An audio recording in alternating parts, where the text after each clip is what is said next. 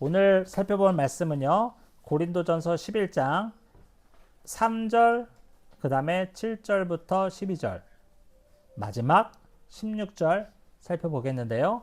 우리 주보에 나와 있으니까 한 절씩 교독하겠습니다. 제가 먼저 하겠습니다. 그러나 나는 너희가 알기를 원하노니 각 남자의 머리는 그리스도요 여자의 머리는 남자요 그리스도의 머리는 하나님이시니라.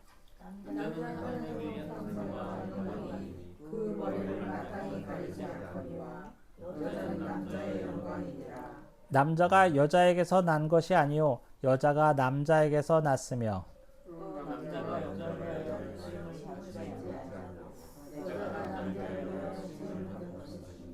그러므로 여자는 천사들로 말미암아 권세 아래 있는 표를 그 머리 위에 둘지니라.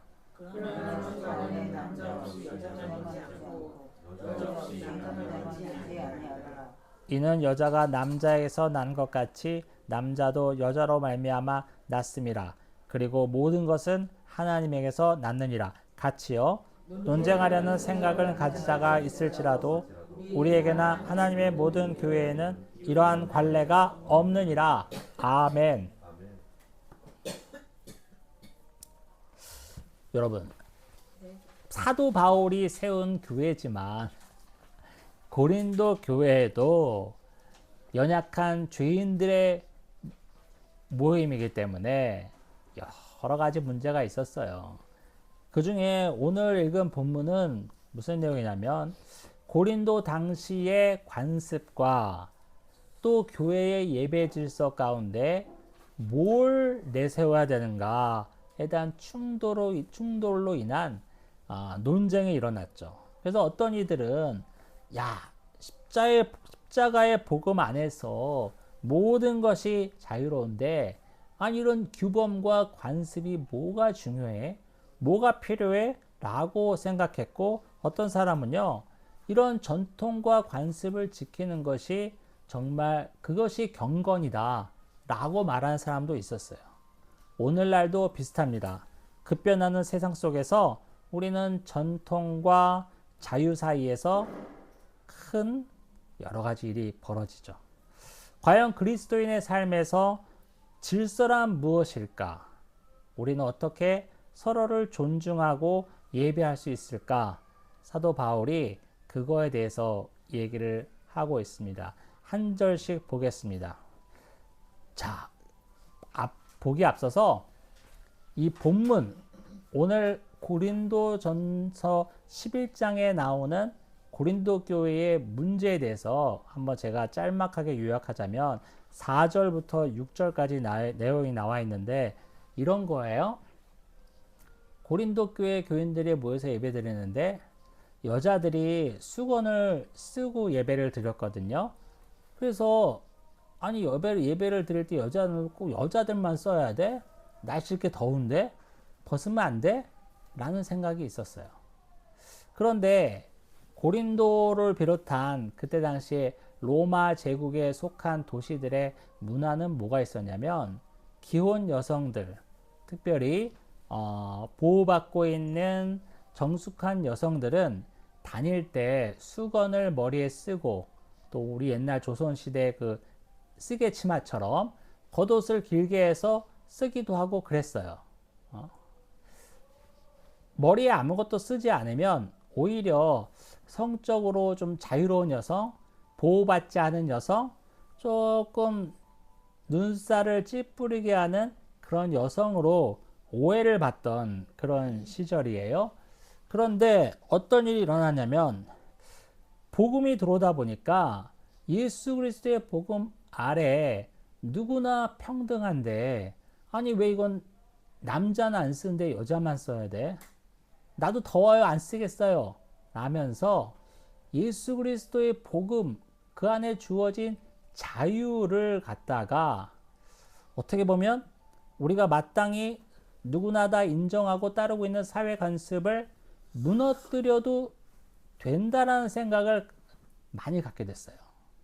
이런 문제에서 사도 바울이 어떻게 얘기하는지 살펴봐야 될 텐데 이 수건을 쓰고 안 쓰고의 문제는 또 이방 신전과 사실은 연관이 있어요. 서론 시간에 제가 말씀드렸다시피 고린도 당시에는 아프로디테 신을 모시는 그런 신전이 있었는데 그 신전의 정식 그 의례 가운데 신전에서 일하는 그 매춘부와 관계를 맺는 그런 의식도 있었다고 말씀드렸잖아요. 근데 그 여성들은 머리 안 썼어요. 그리고 오늘 본문에도 뒤에 나와 있는데 머리를 길게 하고 있지도 않았어요. 머리를 짧게 하고 있고 머리에 쓰고 다니지도 않았어요. 그러니까 머리에 안 쓰고 다니는 사람은 고린도 교회 당시에 많은 사람들이 저기 신전에서 일하는 사람인가? 라는 오해를 살 수 있는 여지가 있었어요. 그래서 사도 바울은 이렇게 얘기하는 거예요. 우리가 예수 그리스도의 복음 안에서 자유롭지만 그 자유를 마음껏 내 마음대로 누리기보다는 이 자유를 누리는 것이 교회의 정체성을 흐트리는 것이 아닌가 생각해 봐라. 또 더 나가서는 뭐예요? 복음 증거에 방해가 되지 않나 생각해 봐라 라고 초점을 맞추고 있는 거예요. 마치 우리가 앞장에서 10장과 또 8장에서 우상 바쳐졌던 고기를 먹어요 돼요 먹어요 말아요 하는 문제도 마찬가지잖아요. 어떤 사람은 진리 가운데 굳건히 믿음이 서서 그까짓 뭐가 필요해? 우상에 바쳤던 우상 헤레비에 바쳤던 다 주님이 만드신 건데 라면서 자유롭게 먹던 사람도 있고 어떤 사람은 뭐예요? 그래도 저거 어떻게 먹어? 이런 사람도 있을 때 사도 바울은 뭐라고 그랬어요? 먹고 안 먹고 자유가 중요한 게 아니라 그 자유가 있다고 자기가 막 누리며 사는 것이 아니라 나의 행동이 교회의 덕이 되는가? 더 나가서는 뭐죠? 복음 증거에 방해가 되는지 안 되는지를 살피는 것이 중요한 관건이다라고 앞장에서도 언급했잖아요.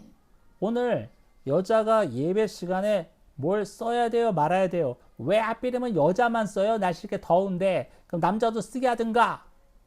이런 문제가 아니라는 거예요. 나의 행동과 나의 언행이 공동체를 세우는 것인가 허무뜨리는 것인가 더 나가서 복음 증거에 방해 요소가 되지 않는가 살피라고 바울은 얘기하고 있어요. 그런 시대적 배경이 있고 오늘 본문으로 넘어가면 3절입니다.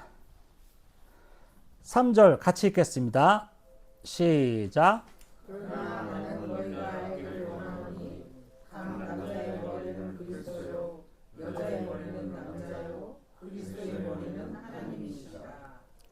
자, 여기서요. 여자의 머리는 남자요. 남자의 머리는 그리스도요. 이런 식으로 썼어요. 그러면 목사님, 남자가 여자의 머리입니까? 써있기는 그렇게 써있잖아요, 지금. 그래서 머리라는 의미를 알아야 될 것 같아요. 머리는 원어로 케팔레라는 단어가 쓰였다고 하는데 이게 무슨 보스다, 또 지배자다 이런 뜻보다는 어떤 뜻을 갖고 있냐면 생명을 보호하고 이끄는 책임자, 생명을 보호하고 이끄는 책임자의 뜻도 갖고 있대요. 그러니까 남자가 여자의 머리다 이런 말은 남자가 여자를 지배하는 사람이다, 위에서 군림하는 사람이다 하는 것이 아니라 뭐예요? 창조의 질서 가운데 여자를 책임지고 이끌어 가야 할 또 그 자리에 있다 라고 볼 수 있어요. 책임자라는 말이에요. 책임자. 그래서 우리가 보세요. 이 3절에서 언급된 이 순서가 어떤 권위가 점점점 부등호처럼 커지고 일로 내려가면 점점 작아지고 이렇게 나열한 것이 아니라 오히려 뭐라고요? 이거에 따르면은 책임자란 뜻이 있으니까 보다 무겁게 희생해야 되고 섬겨야 할 사람이다 라고 보시면 돼요.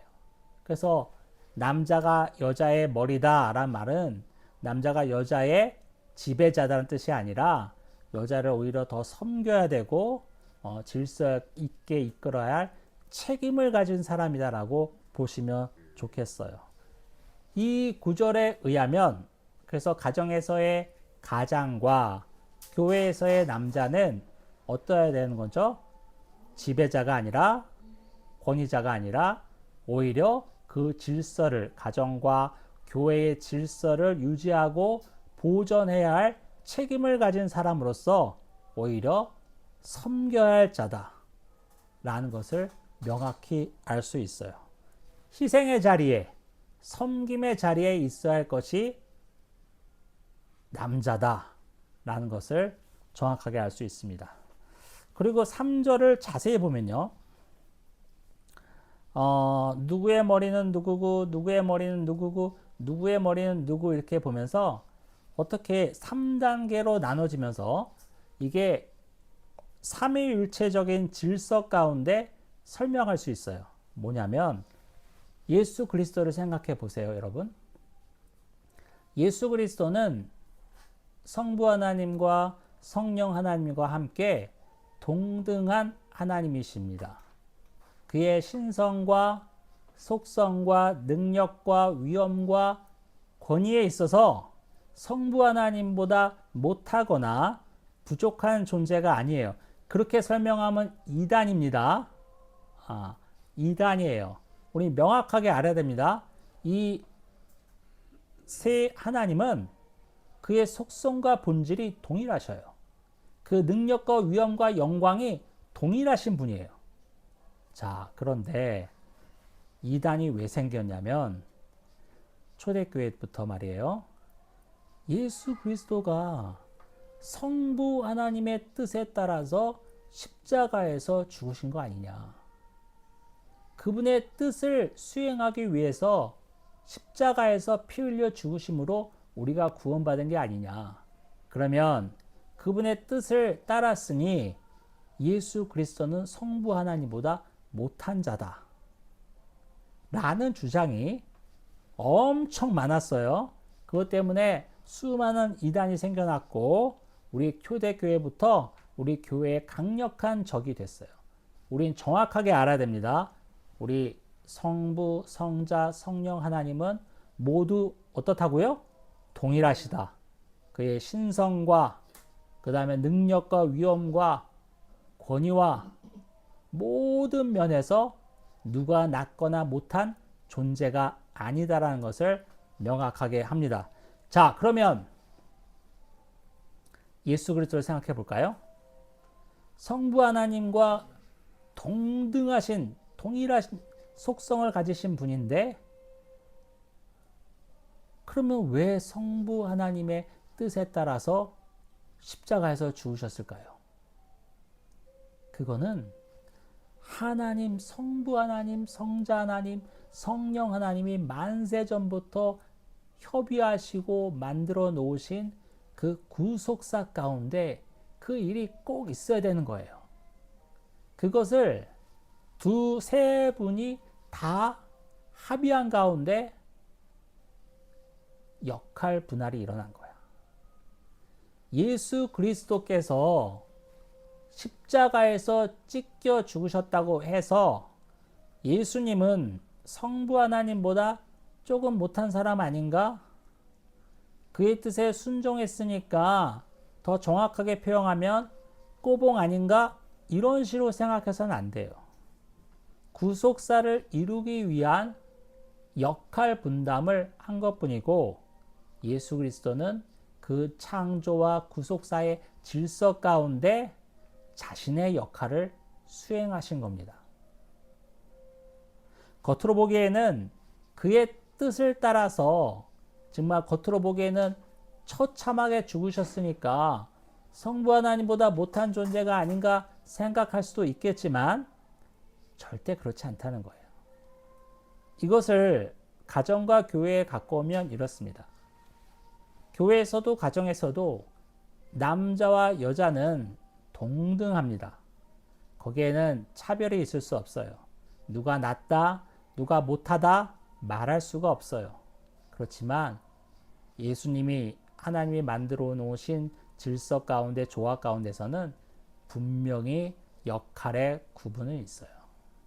내가 이 역할을 한다고 해서, 제가 저 역할을 한다고 해서 내가 쟤보다 못한 건 아니에요.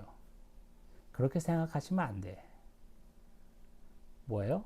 예수 그리스도가 십자가에서 찢겨 죽으시고 하나님의 뜻을 따라서 그 일을 행하셨지만 하나님보다 전혀 못한 존재라고 생각할 수 없는 것처럼 가정과 교회에서 남녀의 역할이 다르다고 해서 여자가 못한 건가?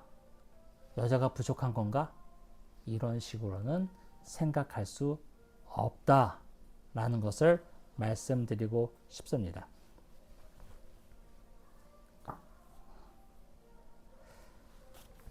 또 하나는 제가 7절을 보고 싶어요. 우리 7절 같이 읽을까요?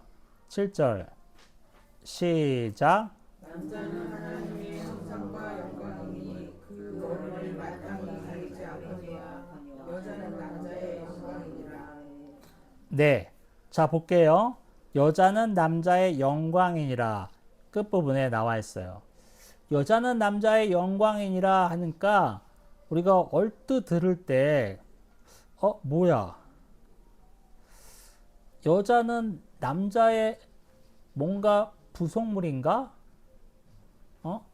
뭔가 좀 약간 뉘앙스가 이상할 수 있어요. 그런데 이 영광이라는 단어를 우리가 살펴볼 필요가 있는데 창세기 2장으로 돌아가야 돼요. 창세기 2장에서 하나님이 남자와 여자를 만드시는 과정이 나오죠. 거기서 남자의 무슨 뼈에서 여자를 만드셨죠? 갈비뼈에서. 그래서 우리가 돼지갈비, 소갈비를 좋아할지 모르겠지만 갈비뼈에서 취했다는 것도 뭐예요? 남자와 여자가 아주 가까운 존재, 매우 필요한 존재, 동등한 존재임을 나타낼 수 있어요. 자, 갈비뼈가 어떤 뼈입니까? 갈비뼈 안에요. 중요한 장기가 있어요. 심장, 폐, 간, 정말 작은 충격과 흠집으로도 죽을 수밖에 없는. 여러분, 우리 손끝 하다가 칼에 베일 수도 있고 또 데일 수도 있죠. 그럴 때 껍질이 벗겨지거나 피가 찍 날 수도 있어요. 그러나 그런 거는 아주 깊은 상처가 아닌 이상 치료하고 붙여놓으면 금방 좋아지고 우리의 생명에는 전혀 지장이 없습니다. 그런데 심장을 살짝 긁혔다. 간을 살짝 긁혔다. 그러면 어떤 일이 일어날까요? 거기에 어마어마한 혈관들이 지나가는데 거기서 출혈이 일어나면서 멈추질 않을 거예요. 아마 심각하게 우리 목숨을 위협할 수 있어요. 그런 장기를 보호하는 게 갈비뼈예요. 그러니 갈비뼈에서 취했다는 그 자체만으로도 정말 남자의 심장 같은 존재, 오히려 심장을 보호하는 갈비뼈잖아요. 그러면 심장이 더 우월한 거예요? 갈비뼈가 우월한 거예요? 저는 갈비뼈가 우월한 게 아닌가 싶어요. 그 약한 심장을 보호하는 거니까. 그리고 하나님이 남자의 무슨 머리의 뼈라든지 다리의 뼈에서 취하지 않고 동등한 가슴과 가슴에 맞닿은 그런 곳에서 취해서 여자를 만드셨다는 것도 동등한 존재임을 또 의미할 수 있죠. 그리고 우리가 일반적으로 생각했어도 제가 이 얘기는 몇 번 한 것 같은데 해마다 제품이 나오잖아요. 갤럭시도 나오고 아이폰도 나오는데 여러분 처음에 나온 게 좋아요? 나중에 나온 게 좋아요? 나중에 나온 게 좋잖아. 그래서 제일 좋은 기계를 사다가 죽고 싶으면 죽기 전날 밤에 사야 돼, 사실은. 왜냐면 날짜가 지날수록 또 더 좋은 게 나오는 거니까.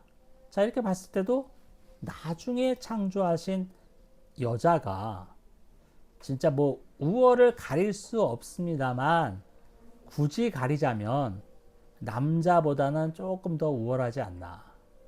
저는 늘 이런 생각하고 있어요. 뭐냐면 체격이 크고 힘이 더 센 그런 물리적인 힘을 제외하고서는 모든 영역에 있어서 남자보다 여자가 더 우월하는 생각을 좀 갖고 있어요. 그건 정말 그래요.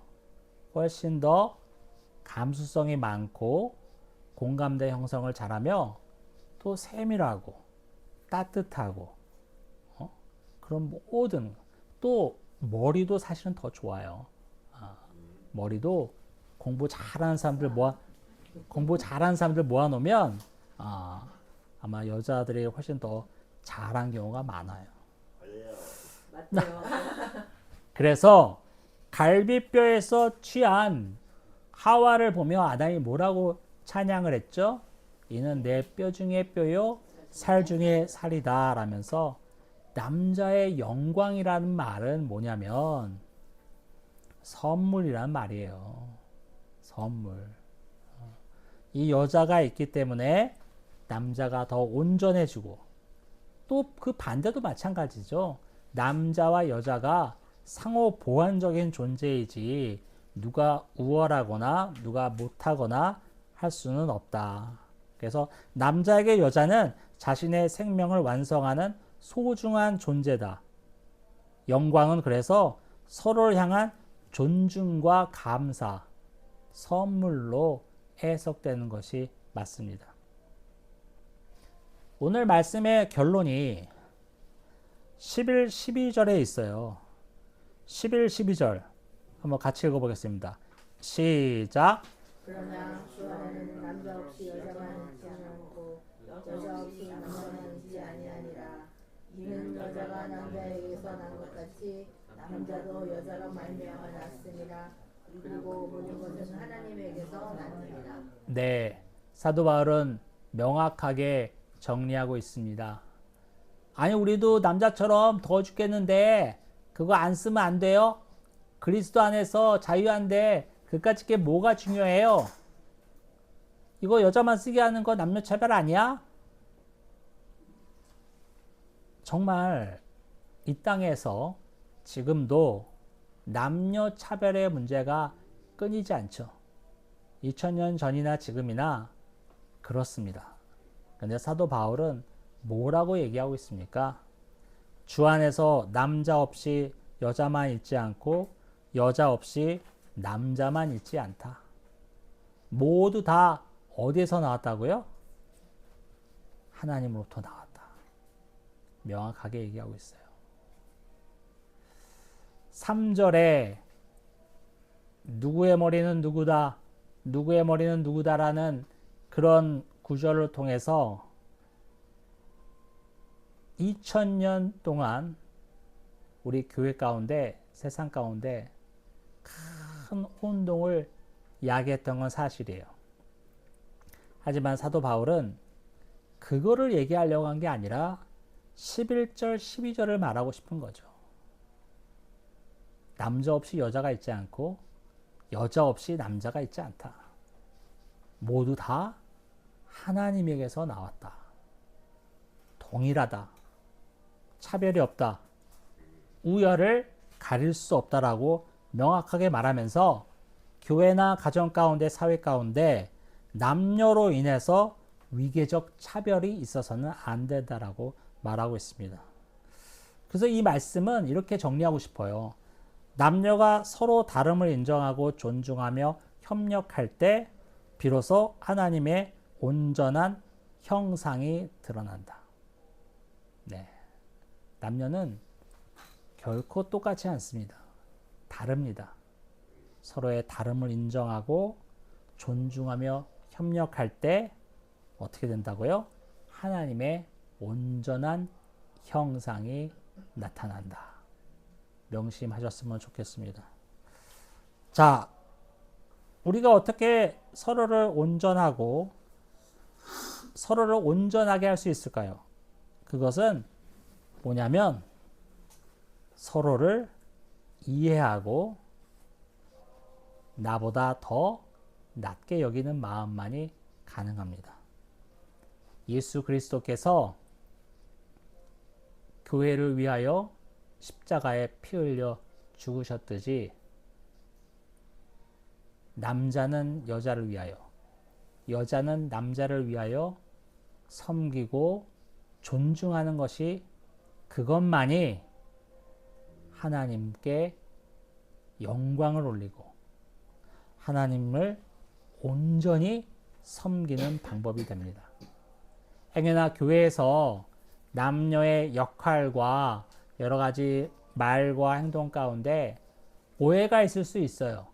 서운하거나 답답한 마음이 있을 수 있어요. 그럴 때마다 너무 그러지 마시고, 저도 또 은연 가운데, 말 가운데, 행동 가운데 그렇게 느껴질 수 있는 부분이 있을 거예요. 속으로 끙끙 앓지 마시고 저한테 카톡을 보내든지 아니면 이야기를 하시면서 또 풀어가고, 또 오해를 풀고 서로도 이해하고 서로를 존중하며 공동체를 섬기는 저와 여러분이 되기를 예수 그리스도의 이름으로 축원합니다. 아멘. 기도하겠습니다. 아버지 하나님, 감사합니다. 2000년 전부터 지금까지 교회와 이 사회 가운데는 남녀 차별의 문제가 있었습니다. 누가 더 낫고 누가 더 못하느냐를 따져왔습니다. 그러므로 어느 쪽은 항상 군림해 왔고 어느 쪽은 항상 그 지배를 받아온 것이 사실입니다. 이것은 모두가 비성경적이며 하나님의 뜻에 맞지 않는 것을 다시 한번 확인합니다.